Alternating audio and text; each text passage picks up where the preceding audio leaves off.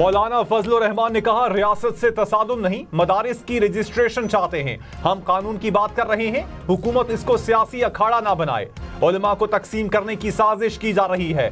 हम रजिस्ट्रेशन चाहते हैं, ये हमें कहीं और धकेल रहे हैं। पहले तमाम चीजें इत्तेफाक राय से हुई, अब क्यों मुतनाज़ बनाया जा रहा है?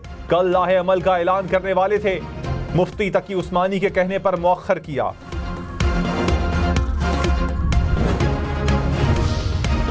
उलमा इकराम का हुकूमत से मदारिस का मौजूदा निज़ाम बरकरार रखने का मुतालबा। मदारिस की रजिस्ट्रेशन और इस्लाहात पर इस्लामाबाद में कॉन्फ्रेंस। एलामिया के मुताबिक उलमा इकराम को मदारिस रजिस्ट्रेशन पर एतमाद में लिया जाए।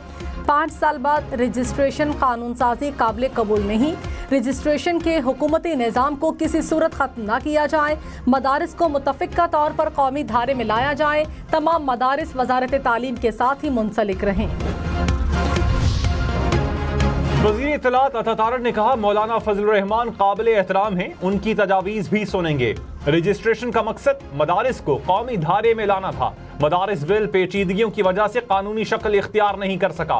वज़ीर तालीम खालिद मकबूल सिद्दीकी ने कहा, इस्लाहात पर किसी सियासी दबाव में नहीं आएंगे। मदारिस मसला नहीं, हमारे लिए हौसला है।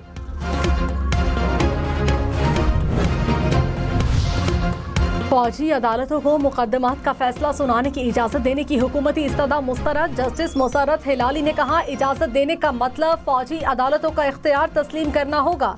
26वीं आईनी तरमीम के फैसले तक फौजी अदालतों का केस मौखर करने की दरख्वास्त खारिज। सुप्रीम कोर्ट के आईनी बेंच ने दरख्वास्त गुजार साबिक chief justice of Pakistan Jawad S Khawaja को 20,000 रुपये जुर्माना कर दिया। जस्टिस जमाल मंदोखेल ने कहा, सुप्रीम कोर्ट आईनी तरमीम के तहत ही काम कर रही है। जो भी बेंच बन रहे हैं नई तरमीम के तहत ही बन रहे हैं। आईनी तरमीम का केस भी तरमीम के तहत बनने वाले बेंच ही सुनेगा।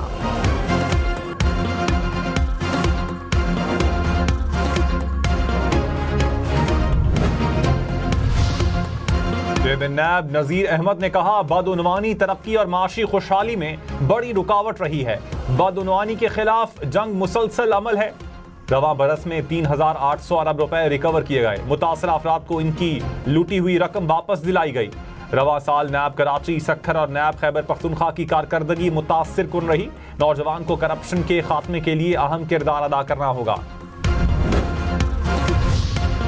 वज़ीर आला अली अमीन गंडापुर ने कहा, बानी पीटीआई को खैबर पख्तूनख्वा मुंतकिल करने की बजाय रिहाई मिलनी चाहिए। जो पीटीआई पर पाबंदी लगाने की बातें कर रहे हैं वो अपनी औकात में रहें। सिविल नाफरमानी की तहरीक अभी फाइनल नहीं हुई। बानी पीटीआई से मुलाकात के बाद चीजें फाइनल होंगी। डी चौक में बुशरा बीबी को अकेले छोड़ जाने पर बुशरा बीबी खुद जवाब दे सकती हैं।